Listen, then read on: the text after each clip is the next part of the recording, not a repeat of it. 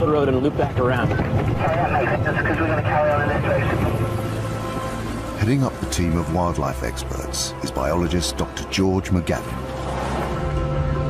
We've come to the Torres del Paine National Park, right at the southern tip of the Andes, and we've come here to look for the largest ranging land carnivore in all the Americas, the puma. The puma is the top predator here. They're a crucial part of the mountain ecosystem, but their behavior has been little studied. We're pretty sure we know what they do during the day. They sleep. But what a puma does after dark is a black book. There is a higher concentration of pumas here than anywhere else on Earth. The team will use their specialist cameras to build a more complete picture of their lives. They've never been filmed hunting after dark, ever. If we can do that, that will be the holy grail of puma ecology. Their first challenge is to find a puma. That means splitting up and searching by day for possible lairs. 3 miles from George, nighttime camera specialist Justine Evans scans from the air. So it's huge, huge area, and there's a series of ridges and valleys, lots of lakes, endless little rocky outcrops where pumas can hide away. Justine is guiding a third team member, biologist Bryson Voirin, the expedition's tracker. You know, the most difficult thing about this place is actually finding a puma. It's like looking for a needle in a haystack, except this needle is moving around. Bryson has spent years studying nocturnal mammals. If he can identify where pumas are hunting, then Justine can return at night to film them. Be careful in there. You don't want to corner a puma or scare it. Justine, I'm seeing lots and lots of game trails here, so it seems like there's a lot of activity with animals. By working in different areas, the team hope to maximize their chances of finding a puma. I'm just looking for anything I can see, tracks or signs, bits of remains of animals, anything that will hand us a clue. You know, hunting animals, you have to be sneaky, you have to have a strategy to catch whatever you're eating. And if you're doing it after dark, you have to have a special suite of tricks up your sleeve. Here, the puma's meal of choice is guanaco, an ancient cousin of the llama. They are constantly alert, almost impossible to hunt by day, but at night, they are vulnerable. Ooh, wait. That's a kill here. Look, just right next to me. That is a puma kill. Look, right under that bush. Now it's been hidden. What they do is they hunt for their prey and they jump on its back, and then after it's killed, they can't possibly eat an animal of this size in one go. So they hide it under all this brush and it's completely hidden. They then come back over 2 or 3 evenings and eat it all. And that is the remains of a kill. So there's a guanaco, that's all that remains of it. There'll be no more eating here. That's just skin and bone now. It's proof that a puma is hunting here. To see the animal in action, the team must return after dark.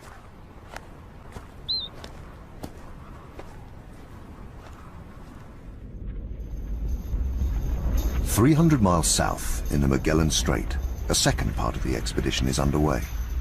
Wildlife cameraman Gordon Buchanan will use state-of-the-art technology to shed light on a marine mystery in these rich waters. It's probably one of the most treacherous bodies of water in the world, but it is also one of the most unique marine environments. And the reason being, we've got the Atlantic and the Pacific coming together right at this point. And what that leads to is a biodiversity on an epic scale. You've got creatures in this water from the very smallest to some of the planet's biggest. One of the largest is the humpback whale. Whoa, big humpback whale just here. spectacular. And there's more, just here, maybe 300 meters away. Most humpback whales pass quickly through the Magellan Strait. This group chooses to stay here for 3 months of every year. So little is known about what takes place during the day under the surface of the water, and absolutely nothing is known really about what takes place at night time. Gordon hopes to solve a puzzle that has mystified the scientists that study these whales. They can hear them coming close to shore at night, but can't see what they're doing. Gosh, look at that. Gordon's specialist equipment could give them the answer. We have an arsenal of cameras for filming at night time. We've got thermal imaging cameras, we've got infrared, we've got low light cameras. Pretty much nothing can take place at night time without us being able to film it in some way. Using this technology to film whales at night will be a first and could open up a whole new world. So it'd be good to get into the water and find out what those humpbacks are doing at night, if they are doing anything. And that's why we're here, to get out there and just try and answer some questions. Look at the, whoa, whoa, whoa, whoa. Unbelievable.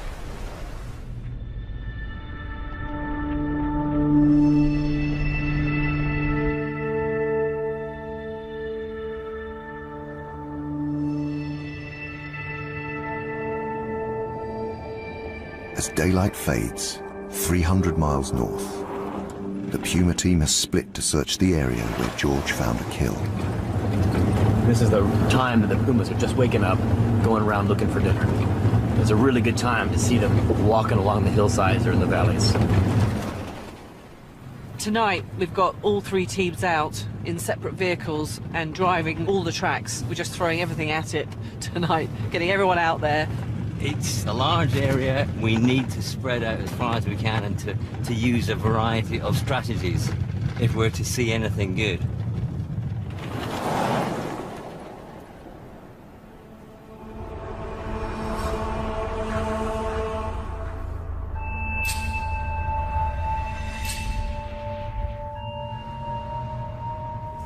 This Puma will have a territory of about 25 square miles. Are you ready? Yeah, we're ready. Yeah, okay. They are each searching in a different part of its range. This is great because we've got thermal sensing going on and visible light. Diego's out the roof with the spotlight. And I've got a little thermal spotting camera here, which will reveal the heat of anything warm-blooded that's out there. Right now, we're using lights to find the pumas, but as soon as we see one, we gotta turn the car off, turn off all the lights, and switch to either infrared or thermal cameras that don't emit any light, because lights will scare the pumas away. 3 miles west, George is with 2 biologists who have studied the pumas here for years. Yeah, what we're hunting for is green eye shine. Pumas have got very big eyes and they glow bright green in a headlight beam. So it'll be very obvious if there's one there. Quick, quick, quick! So something just ran out of the bushes. Where did it go? Oh, I see the eye shine. It's moving too fast. Fox. Yeah, it's a fox.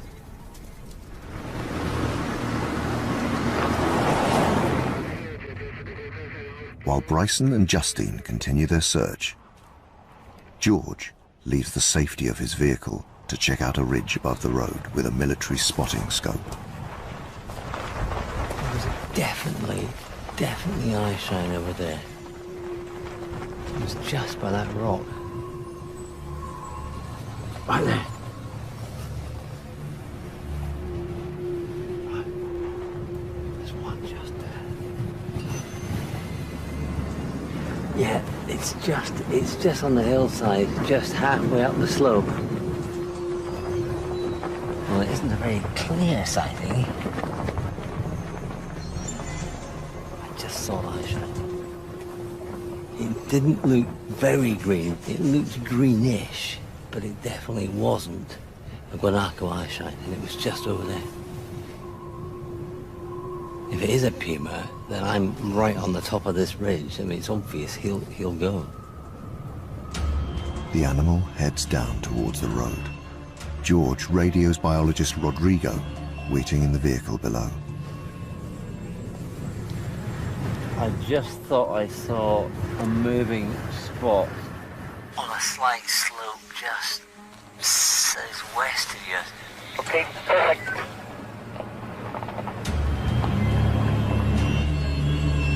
Now Rodrigo must try to intercept the animal as it crosses the road. Stop. Did you see something? The binoculars? Yeah, it's a puma, Christina. Absolutely 100% puma. Okay. This is great for filming. Give me the radio. Rodrigo calls in Justine, who is 2 miles away searching on a different mountain track. Rodrigo, how are you getting on, over? Oh, yeah, we just spotted puma. Quick, it's just here.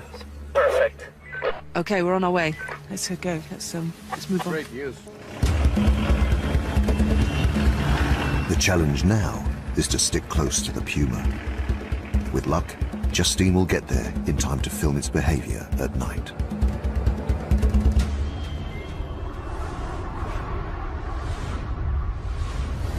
In the Magellan Strait, Gordon is hoping to solve the mystery of what brings a pod of humpback whales so close to shore at night. There's so much about these animals that we don't know, so much about them that we'll never know. And the reason is because most of the things they do are done in complete darkness. Gordon is relying on his thermal camera to see in total darkness, but there's no guarantee his technology will even detect the whales. This has never been attempted before. We're answering some questions, we're learning new stuff, and we're only able to do this because of the technology that we're using. This camera, it's a thermal camera, so it sees heat sources. Humpbacks are incredibly well insulated. They get thick layer of blubber, so it may well be that humpbacks actually don't give off a temperature signal. They might be the same temperature as the water, we just don't know. This is the first time anyone's ever tried to use this technology to find these animals. Within minutes, the camera begins to pick up unusual activity in the water.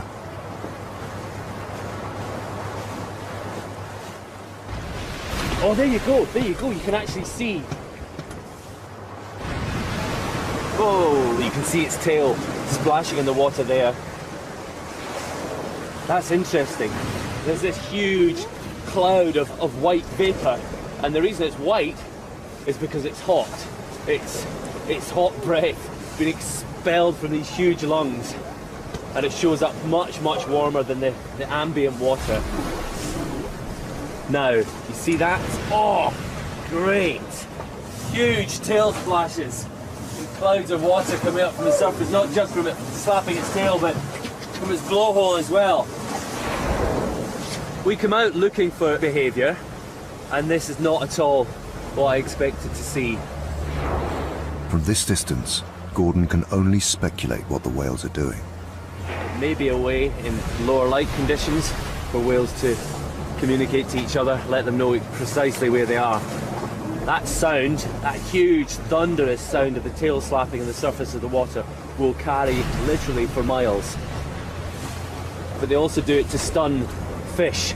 They'll swim through a shoal and then they'll give a huge tail slap, literally stunning the life out of the fish, and then they swim back round, hoover them up. This is spectacular.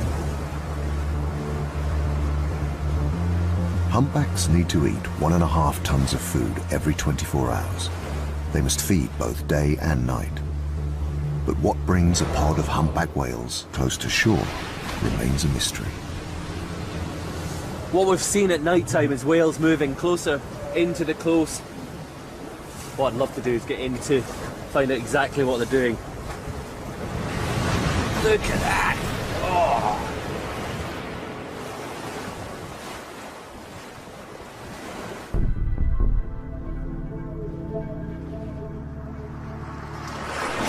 In Torres del Paine, the Puma team has found their cat. Now Justine wants to see just how it operates in the dark.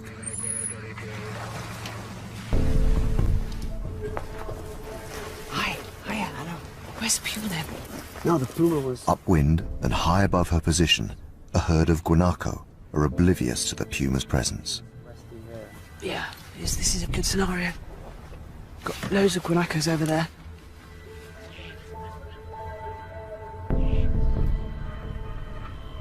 Hunting at night dramatically increases the puma's chance of a kill. It's going up over the ridge. By day, it's almost impossible to get close enough to ambush prey as alert as these guanacos. At night, the puma's superior eyesight gives it the advantage. What's happening, Diego? Are they doing anything? The puma is sitting there, getting closer to the guanacos. Justine fires up her thermal imaging camera, and the puma's heat signature is immediately revealed. Got it, I've got it. Can you see it? Wow, it's trying to get closer. So, every minute, it's gonna be assessing the real chances that he has.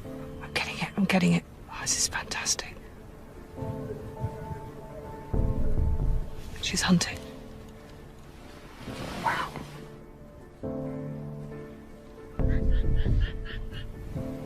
He's putting each paw down really carefully. The darkness here is almost total, yet the puma is utterly focused on its prey more than 30 meters away.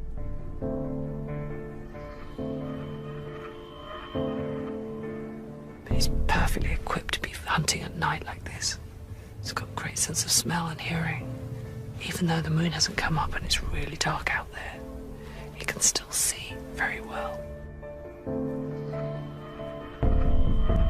Guanacos have a highly developed sense of hearing. The contest is so finely balanced that the puma must take the guanacos by surprise.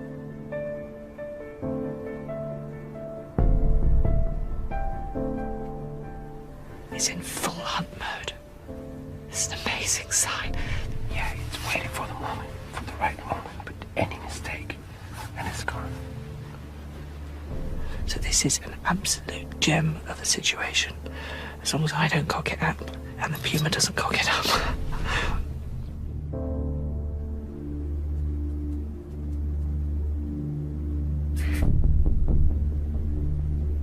Now, who knows what's going to happen? I've no idea.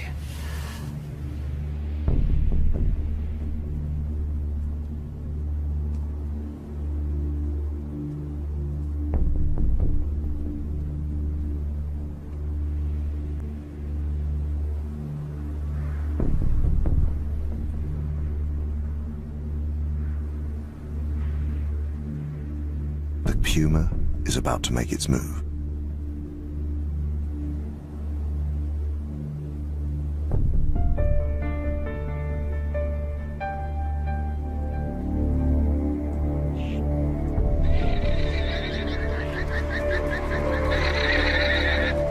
The guanacos sense the danger, and the hunt is over.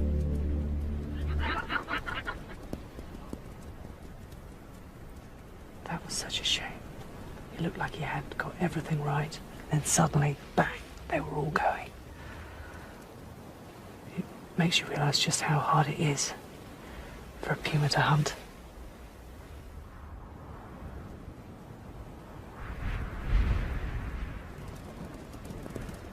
Filming a puma hunt in such detail is a great start for Justine.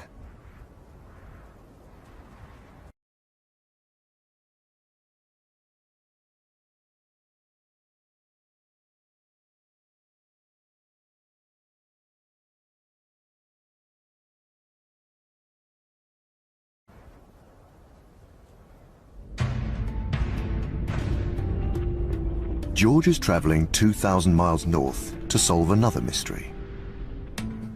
He's come to the Atacama Desert. Well, the Atacama, where we are now, is probably one of the most inhospitable and dry places on Earth. There are parts of the land here that have never had rain ever in recorded history. I mean, it's that dry. Almost nothing can survive here, but one nocturnal mammal is thriving, and George wants to know why. I'm heading to this island, which is just a short way off the coast. and it's believed to have a colony of vampire bats, and that is really what I want to see. And they're only active and they only fly when it's totally dark.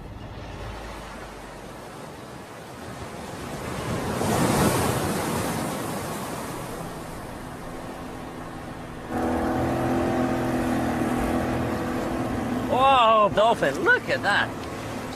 Whoa. They're right under us. Vampire bats are one of the most iconic creatures of the night, and the colony here is truly mysterious. I want to find out what on earth a colony of vampire bats is feeding on an island that seemingly has few other animals on it.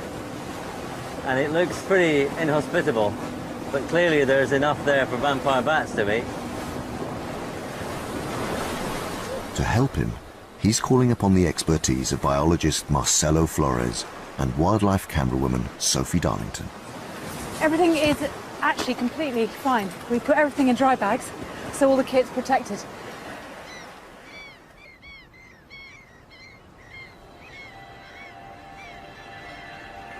This is a hostile landscape littered with boulders and coated with guano, or bird excrement. I've never been anywhere like this before. It's just the overpowering stench, which is just everywhere.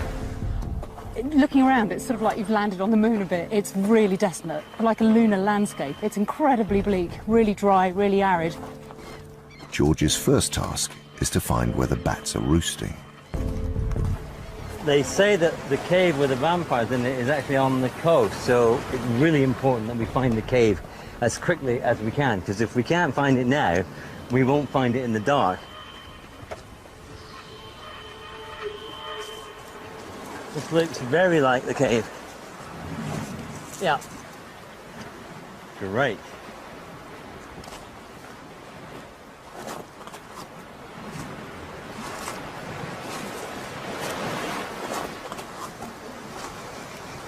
Smell is very different. That's not guano smell. That's something else. That's not nice. That really is not a nice smell. Acrid. That's urea, uric acid, really intense urine smell. And the rocks are really slippy with bat droppings. That's just absolutely thick, running down the wall.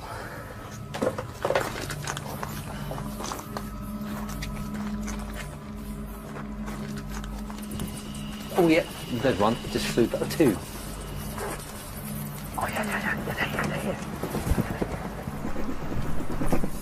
There's about 8 vampire bats just looking straight at me. 9, 10. Oh, there's more up there.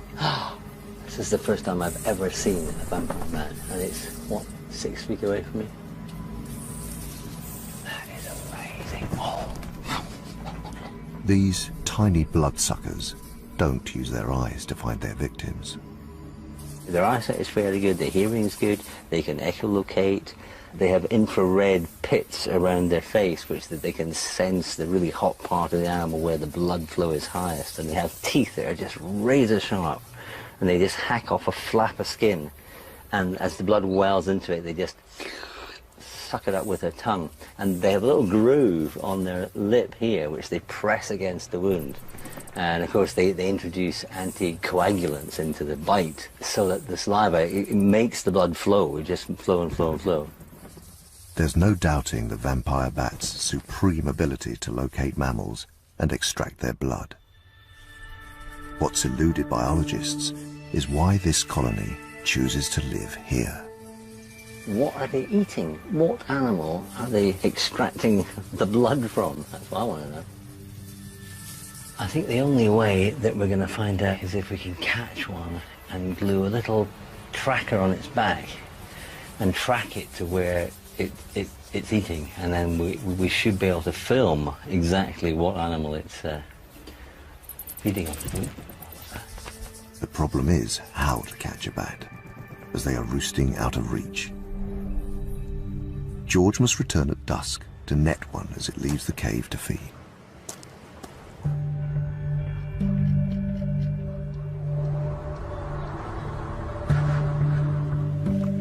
Back in the Andes, the puma team prepares for dark. Okay, ready. Rough. They've had a good start, filming a puma hunting. Now, Justine wants to spend more time with this secretive predator. What we really want to find out is what pumas actually do during the night. And that is when they do everything that pumas get up to. And we're going to need quite a lot of luck. But we're hoping to see some unique behavior.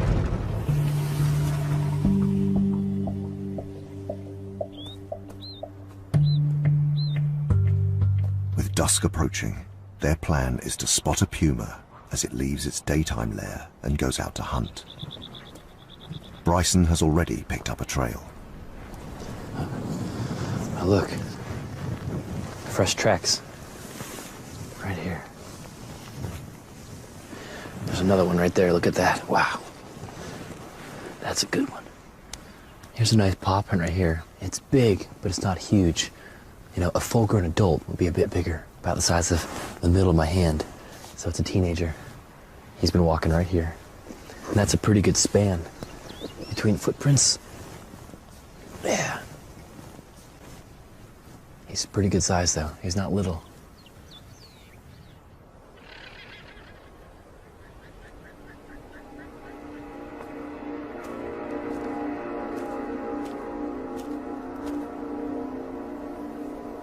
We have a puma. There's a puma right here. He's just came out of the woods. Okay, he's walking along the edge. There he is. Wow. He's right there. Huh? He's looking. Nobody move. Everybody stay still. There he is, right there. He's walking in the brush. What's amazing is he's not making any sound at all.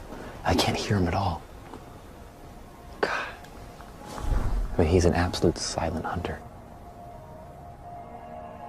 Pumas are at their most dangerous when they haven't eaten for several days.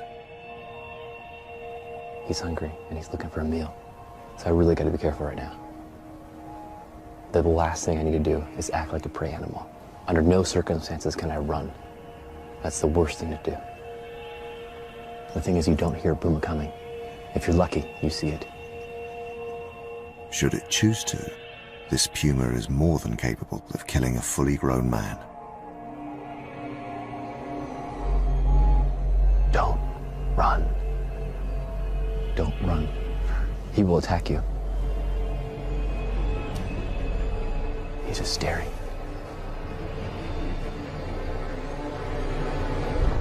Wow, God.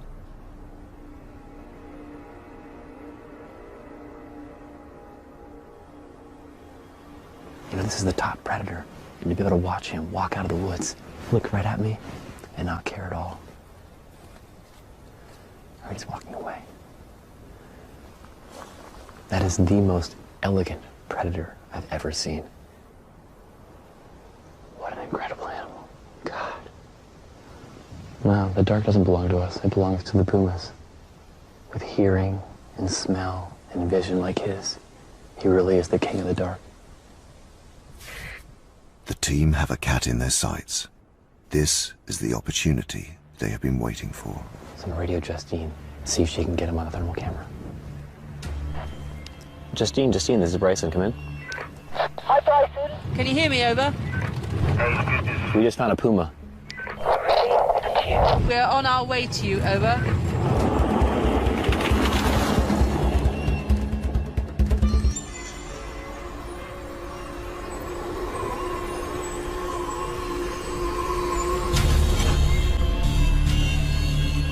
Off the coast of the Atacama Desert, George and biologist Marcelo are heading back into the cave to catch and tag one of the vampire bats as it leaves the roost to feed.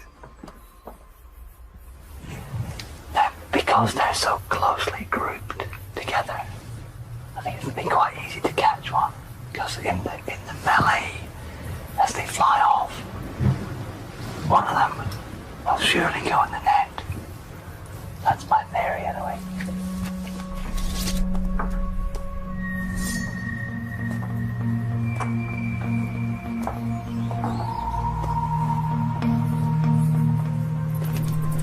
I took my head off that one.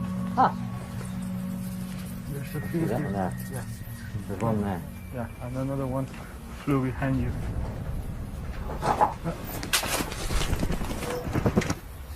Is it there? Got it. Whew. These bats carry diseases including rabies. George and Marcelo must take care when handling them. Oh, they're very strong, aren't they? Yeah. You grab it? Yeah. You have it? Yeah. Okay. Okay. What an absolute beauty. Now, we'll glue it on the back, yeah? Back there. Mm-hmm. The miniature radio transmitter is carefully glued onto the bat's back. Press it in, that's it, lovely. Okay, and that should be it. George must now track the bat across the island before the transmitter drops off. This wee chap is the one that hopefully will show us where he and his mates are obtaining their evening meal and who from, which is the key thing. Is its transmitter working? That's Excellent. very nice, isn't it? Yeah, very nice.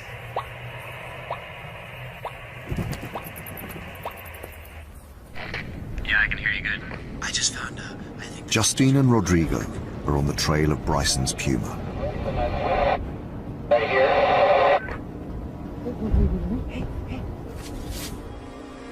I started to see something coming. What's the puma? Incredibly, the puma passes just meters in front of Rodrigo. I saw it. I saw it run across the road in front of you. Oh, that was extreme, actually. I'm nervous now. I'm trembling. It was really, really near. And it ran off over the hill, clearly hunting. And then I heard all the guaracos just alarming. You could hear them all just going. And we can't see the puma now.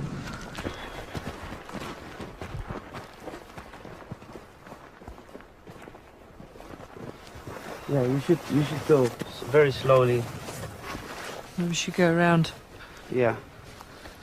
Pumas are ambush predators, with proportionally the longest back legs of any big cat. They can leap 10 meters through the air and bring down prey with a single bite to the neck. Wow, we're so near. Oh, there's the puma. Turn around, look. Turn around. I can see I saw I shine just then. Yeah? Yeah. There. By the time they find the puma, Just there. it's clear he's been successful. I think he might have food in there. He's pulling at something. Pretty sure there was a kill here. Yeah, he's pulling at something. See the head going up and down?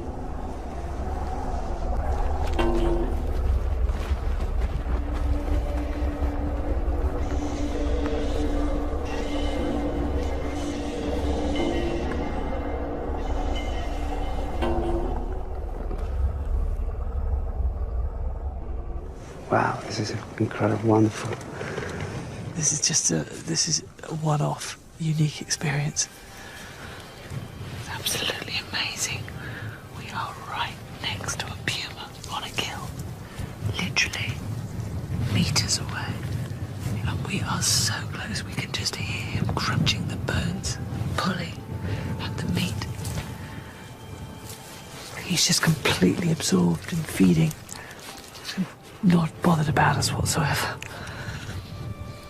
It's only been possible to capture these intimate moments of nocturnal behavior with Justine's specialist cameras.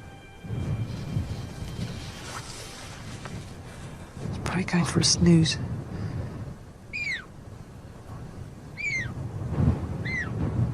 Do you hear those sounds? He's going, meow, meow, calling the mum, calling for his mother.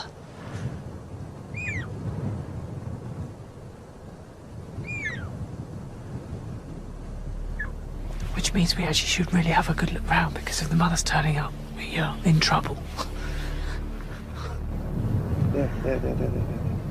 The mother is far larger and more powerful than the juvenile. It's time for Justine and Rodrigo to leave. To film natural behavior, Justine needs a safer way to stay on a kill.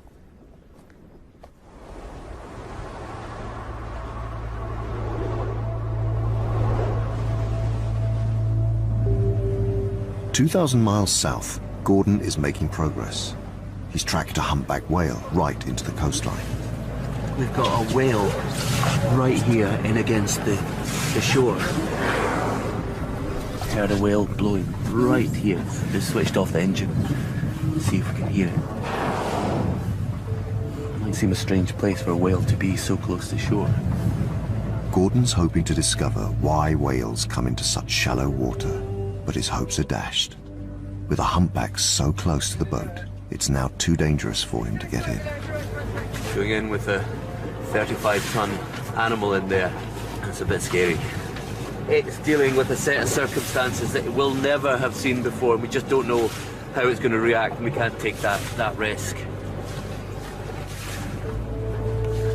Gordon will need to wait until the whale has moved off before getting into the water to discover what was attracting it. We should hear it blow as it's close. Can't see anything. I don't think there's anything out there. All right, let's do it. Finally, the decision to dive is made as the whale moves away from the shore. We're going to get into the water here. There was definitely a whale right in the place where we're intending to go. We think it's gone. They are an enormously powerful animal. If it comes back, I think we just have to get out of the water. Happy for me to get in, Richard? Yeah, good to go. Here goes.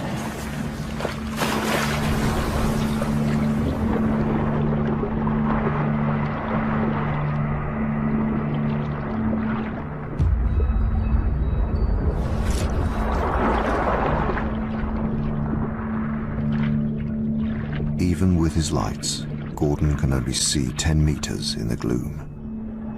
It's a claustrophobic and disorientating environment.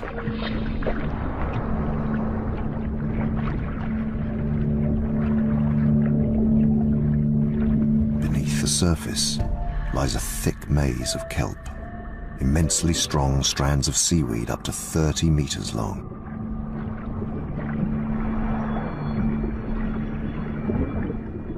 The closer to shore, the thicker it becomes.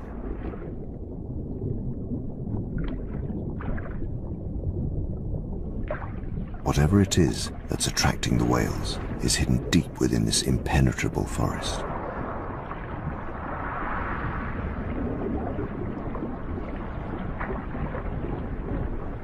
Like tentacles, the weed clings to anything it comes into contact with, ensnaring Gordon at every turn.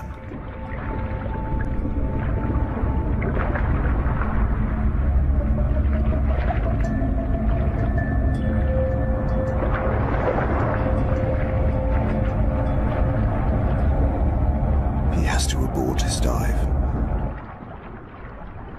If Gordon is to solve the whale mystery, he must find another way. I guessed when we got into the water at night time there was going to be some problems that we didn't foresee, and the big problem, the insurmountable problem, is this kelp. It's like Sleeping Beauty's forest. You can't get through it. It's impossible. You just get tangled up in it. Yeah. Far from a result.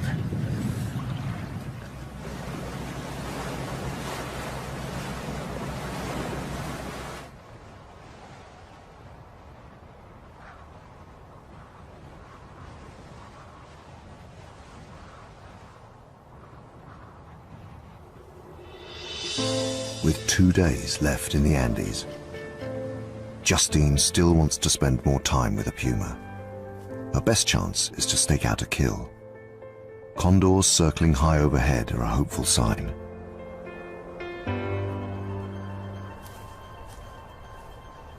We've been seeing lots of condors flying, circling just over the brow of this hill. And that can only mean one thing, that there's a puma kill around. If Justine is right, then the puma will be resting up nearby, waiting to return after dark. This is just going to be fantastic. This is what I've been waiting for. I can stake it out. I can get the hide in, the camera on the tripod, and just sit quietly and hopefully observe some behaviour. So far we've been driving around on the tracks, and that's been very productive for actually sighting pumas. But I want to see some behaviour now, and I want to get to know the personality of this puma. In the next valley, Justine discovers the fresh remains of a juvenile guanaco. Look at that. That's a really fresh kill. Huh? See where it's been bitten into you around the neck, just beneath the jaw. It's opened up the guts, but nothing's been taken from the legs or the chest. I mean, there's most of the meat still left on it. So this cat's going to want to come back here. Moving back to higher ground, Justine prepares for the puma's return. I mean, it's essential that I'm here and ready before it gets dark, because that's when the puma is going to be on the move. So I've got this rather alarming pop-up hide. But this is going to be it. This is going to be home for the next 12, 14 hours. I just have to have a bit of luck now.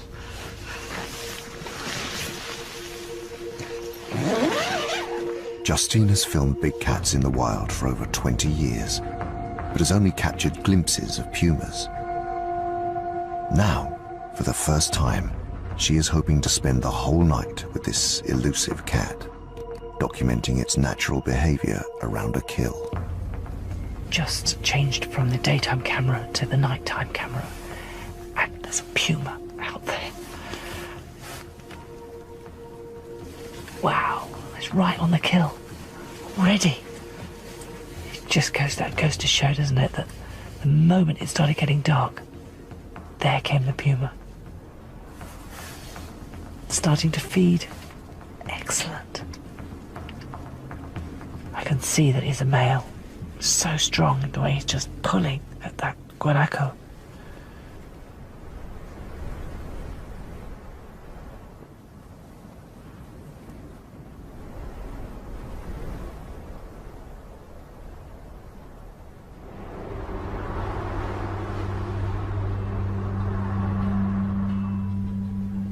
He's walking away. Ah, there he is. He's lying down. And this is beautiful to see this puma just feeding, and now he's just cleaning himself. It's amazing just seeing this behavior. This is everything Justine hoped for. She will keep watch all night, her camera ready to capture footage never seen before.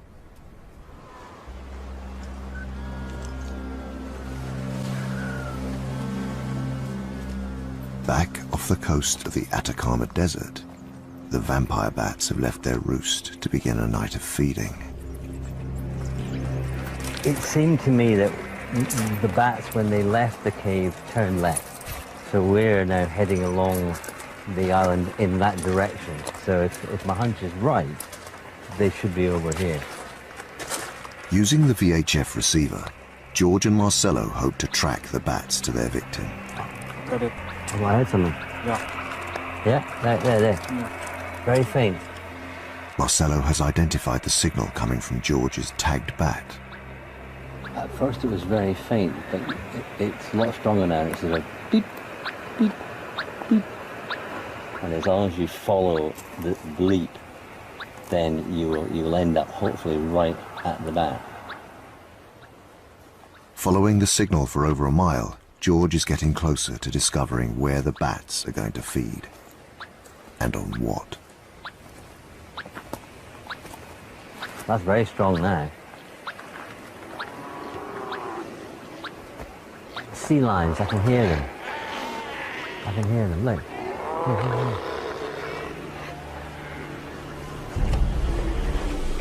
We may be one step closer to solving the mystery.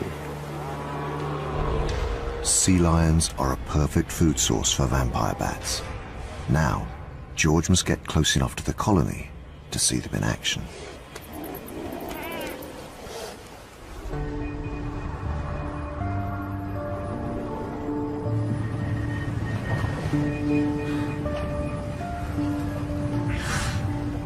further south, Gordon is getting closer to solving the puzzle of why the humpbacks are coming so close to shore. I thought I heard something back that way. There's a humpback. Fairly close by, I can't see it yet, just heard it breathing. Right here, look, whale here. Oh, you see his pectoral. He's going to come up again. Got a humpback whale just in front of us, less than 25 metres away. The whale is deep inside the kelp forest that entangled Gordon earlier. The camera reveals that despite the current, the whale is not moving. It can't be feeding. The kelp is too dense. But the whale has deliberately chosen to be here, and Gordon has a theory why. What could be happening is that the humpback whales in this area go into the kelp to rest. You imagine the effort constantly trying to deal with these currents. To save that effort, they go in towards the shore and wrap themselves up in the kelp. Humpbacks are active day and night, expending vast amounts of energy, so they need to sleep. But for all whales, sleep is a challenge. Humpback whales never truly sleep. They shut down one half of their brain at a time. For a humpback whale, breathing is a conscious effort. They have to think about every single breath. For us, it's an automatic response. You hear that big puff? That humpback is saying, I have to breathe now. So they can't afford to go to sleep entirely. They close down one half of their brain, rest that half, wake up that half, shut down the other side, and that way they get a full night's sleep. Oh, wow. Holy schmoly, look at that. Whoa. Incredible. By wrapping themselves in the kelp, this pod has found an ingenious way of conserving energy while they sleep.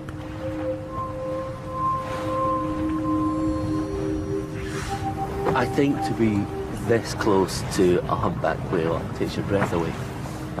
There are few animals on this planet that are as impressive as the humpback whale. Gordon's night vision camera has finally been able to reveal what these whales are doing so close to shore.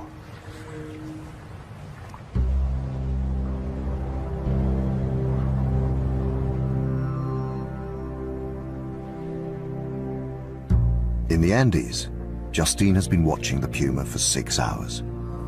Most nighttime encounters with these predators are fleeting. She's lucky to immerse herself in this cat's world.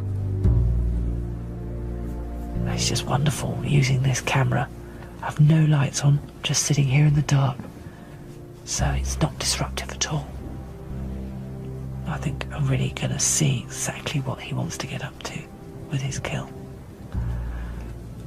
But for now, he's just having a snooze.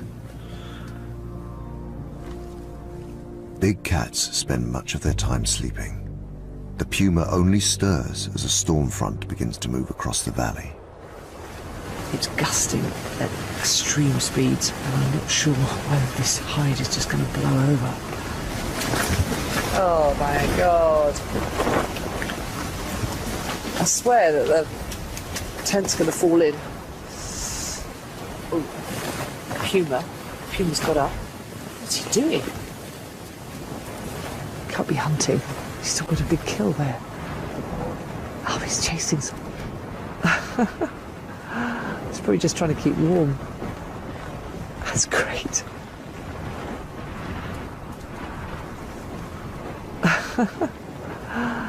For all cats, domestic or wild, play is a serious business. Strong winds and a clump of dry grass give the puma a chance to hone his hunting skills.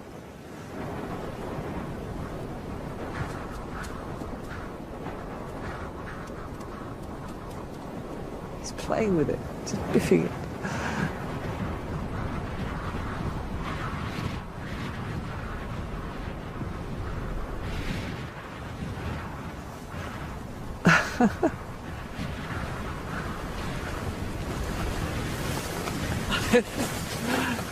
It's so funny. He just looks like a domestic cat. It's like a secret little view on his life.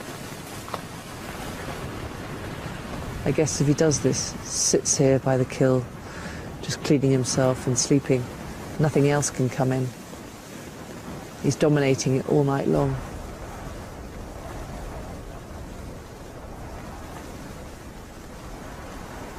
This is the sort of amazing behaviour that I just wanted to see. Just the cat alone, blissfully unaware of it being filmed, doing what it does in the night. I just really feel I'm seeing the true side of the puma. Oh, that's wonderful. It's the perfect end to Justine's expedition. She's seen pumas hunting, feeding and playing, capturing unique footage of these beautiful animals and their nocturnal lives.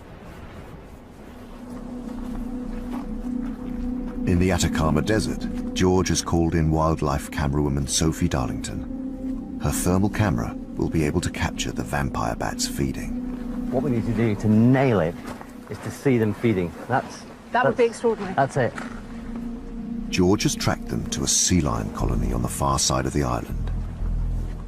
It could be a perfect source of blood for the bats. We're coming down here. It's going to be absolutely awesome. That would be incredible.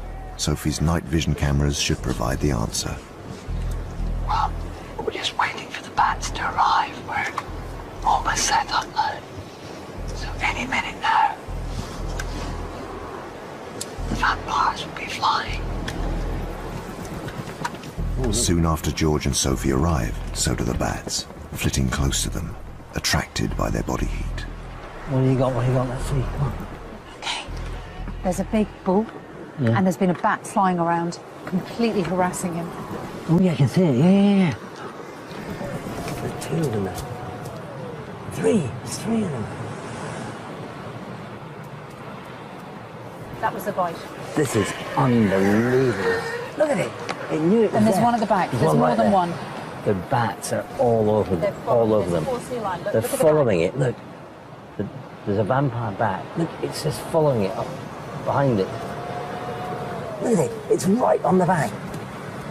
It's just unbelievable. So they are feeding on sea lions.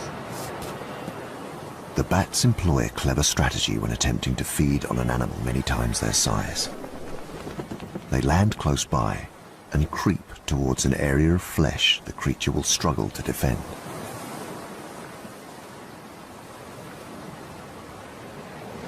They're attacking from the rear, and the sea lions know they're there, and they keep putting their head up. And as the sea lion moves, they just keep following it. And the poor sea lions are being harassed. I mean, they really are aware of them. Look at him hopping, George. You know, it dispels the myth of the sort of animals having a quiet sleep at night. They're not. It's torment. It's absolute torment. They must be exhausted in the morning. These bats, they're completely and utterly just going for it. Wow. One's just been hit by that wave. I just can't believe what I'm saying. Weighing 40 grams, each bat can consume half its own body weight of blood in a single feed, lasting up to 20 minutes. Is that a hot spot there? Is that the hot spot? That's where it's been. We can see the wound. Good grief. We can see the wound on the flipper. Only the thermal camera can reveal this extraordinary behavior. The bats are going into the rear end because that's where it's hottest, and you can really see that in the thermal camera. They're very, very bright, which means the blood's very close to the surface, so easy access for the bats and an easy meal, I'd reckon. To see the wound, the heat signature of the wound left by a vampire bat on the flipper of a sea lion in pitch darkness, that is truly awesome. It is the last of the team's mysteries solved. Now we know what's happening. That's why there's a permanent colony of vampire bats here, because there's a permanent colony of big, fat, blood-filled food bags for them.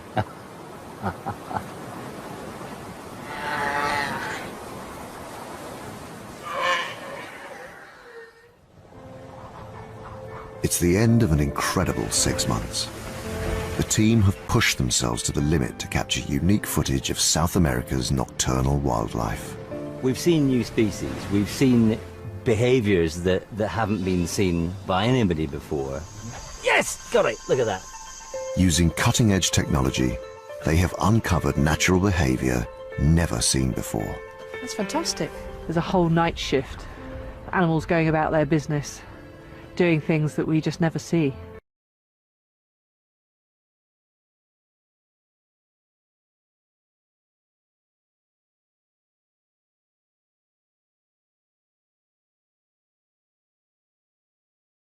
The road and loop back around.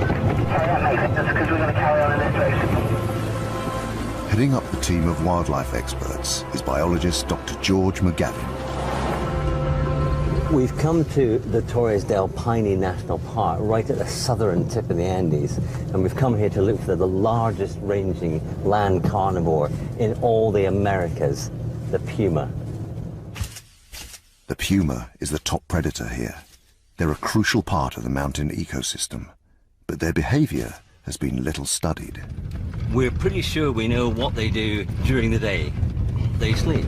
But what a puma does after dark is a black book. There is a higher concentration of pumas here than anywhere else on Earth. The team will use their specialist cameras to build a more complete picture of their lives. They've never been filmed hunting after dark, ever. If we can do that, that will be the holy grail of puma ecology. Their first challenge is to find a puma. That means splitting up and searching by day for possible lairs. 3 miles from George, nighttime camera specialist Justine Evans scans from the air. So it's a huge, huge area, and there's a series of ridges and valleys, lots of lakes, endless little rocky outcrops where pumas could hide away. Justine is guiding a third team member, biologist Bryson Voirin, the expedition's tracker. You know, the most difficult thing about this place is actually finding a puma. It's like looking for a needle in a haystack, except this needle is moving around. Bryson has spent years studying nocturnal mammals. If he can identify where pumas are hunting, then Justine can return at night to film them. Be careful in there. You don't want to corner a puma or scare it. Justine, I'm seeing lots and lots of game trails here, so it seems like there's a lot of activity with animals. By working in different areas, the team hope to maximize their chances of finding a puma. I'm just looking for anything I can see, tracks or signs, bits of remains of animals, anything that will hand us a clue. You know, hunting animals, you have to be sneaky, you have to have a strategy to catch whatever you're eating. And if you're doing it after dark, you have to have a special suite of tricks up your sleeve. Here, the puma's meal of choice is guanaco, an ancient cousin of the llama. They are constantly alert, almost impossible to hunt by day, but at night, they are vulnerable. Ooh, wait. There's a kill here. Look, just right next to me. That is a puma kill. Right under that bush. Now, it's been hidden. What they do is they hunt for their prey and they jump on its back, and then after it's killed, they can't possibly eat an animal of this size in one go. So they hide it under all this brush, and it's completely hidden. They then come back over 2 or 3 evenings and eat it all. And that is the remains of a kill. So there's a guanaco. That's all that remains of it. There'll be no more eating here. That's just skin and bone there. It's proof that a puma is hunting here. To see the animal in action, the team must return after dark.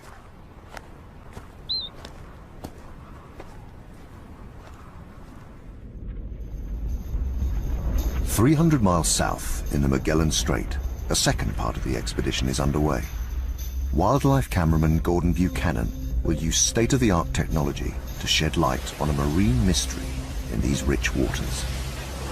It's probably one of the most treacherous bodies of water in the world, but it is also one of the most unique marine environments. And the reason being, we've got the Atlantic and the Pacific coming together right at this point, and what that leads to is a biodiversity on an epic scale. You've got creatures in this water from the very smallest to some of the planet's biggest. One of the largest is the humpback whale. Whoa, big humpback whale just here. Spectacular. And there's more, just here, maybe 300 meters away. Most humpback whales pass quickly through the Magellan Strait. This group chooses to stay here for 3 months of every year. So little is known about what takes place during the day under the surface of the water, and absolutely nothing is known really about what takes place at night time. Gordon hopes to solve a puzzle that has mystified the scientists that study these whales. They can hear them coming close to shore at night, but can't see what they're doing. Gosh, look at that. Gordon's specialist equipment could give them the answer. We have an arsenal of cameras for filming at night time. We've got thermal imaging cameras, we've got infrared, we've got low light cameras. Pretty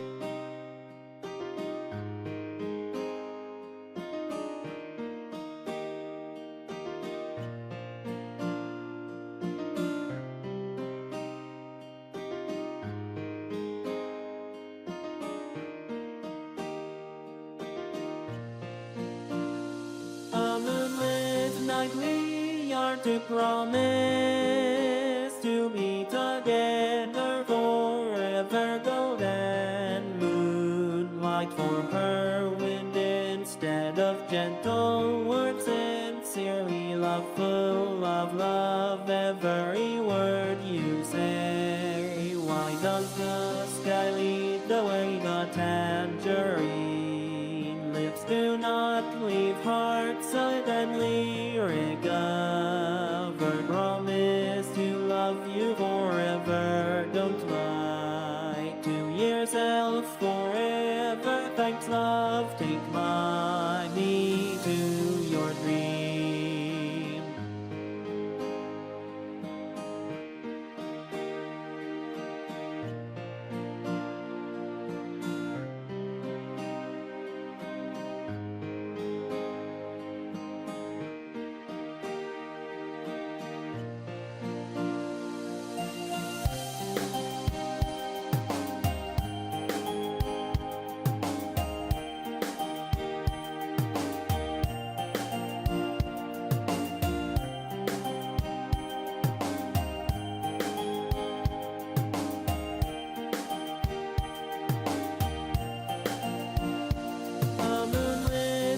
We are to promise to be together forever. Golden moonlight for her wind instead of gentle words, sincerely loveful of love, every word you say.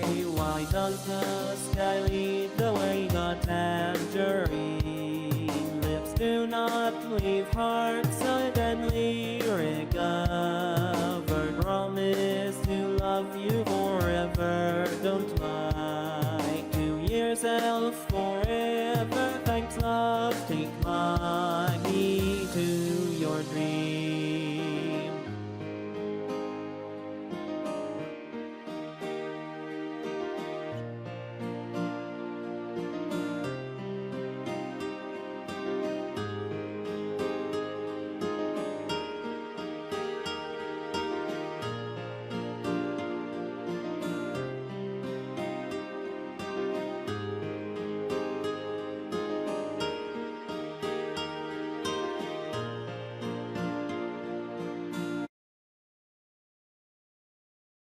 Bryson and Justine continue their search.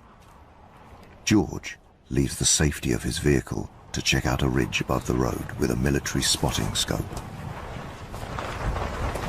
Definitely definitely eye shine over there. It was just by that rock. Right there. Right. There's one just there. Yeah, it's just on the hillside, just halfway up the slope. Well, it isn't a very clear sighting. I just saw eye shine. It didn't look very green. It looked greenish, but it definitely wasn't a guanaco eye shine, and it was just over there. If it is a puma, then I'm right on the top of this ridge. I mean, it's obvious he'll go. The animal heads down towards the road. George radios biologist Rodrigo, waiting in the vehicle below. I just thought I saw a moving spot on a slight slope just southwest of you. Okay, perfect.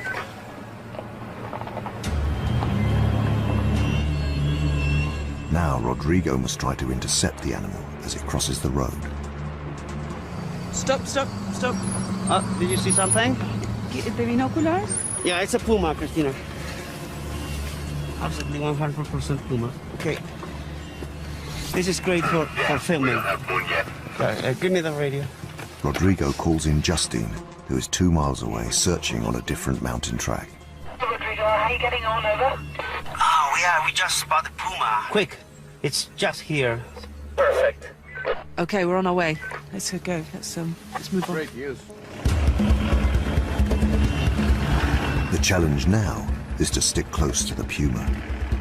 With luck, Justine will get there in time to film its behavior at night.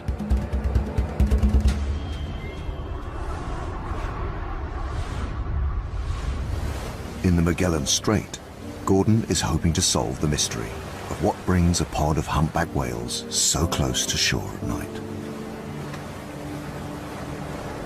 There's so much about these animals that we don't know, so much about them that we'll never know. And the reason is because most of the things they do are done in complete darkness. Gordon is relying on his thermal camera to see in total darkness, but there's no guarantee his technology will even detect the whales. This has never been attempted before. We're answering some questions, we're learning new stuff, and we're only able to do this because of the technology that we're using. This camera, it's a thermal camera, so it sees heat sources. Humpbacks are incredibly well insulated. They've got thick layer of blubber, so it may well be that humpbacks actually don't give off a temperature signal. They might be the same temperature as the water, we just don't know. This is the first time anyone's ever tried to use this technology to find these animals. Within minutes, the camera begins to pick up unusual activity in the water.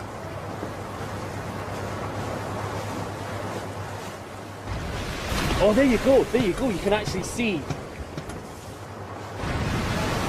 Oh, you can see its tail splashing in the water there. That's interesting. There's this huge cloud of white vapor, and the reason it's white is because it's hot. It's hot breath being expelled from these huge lungs.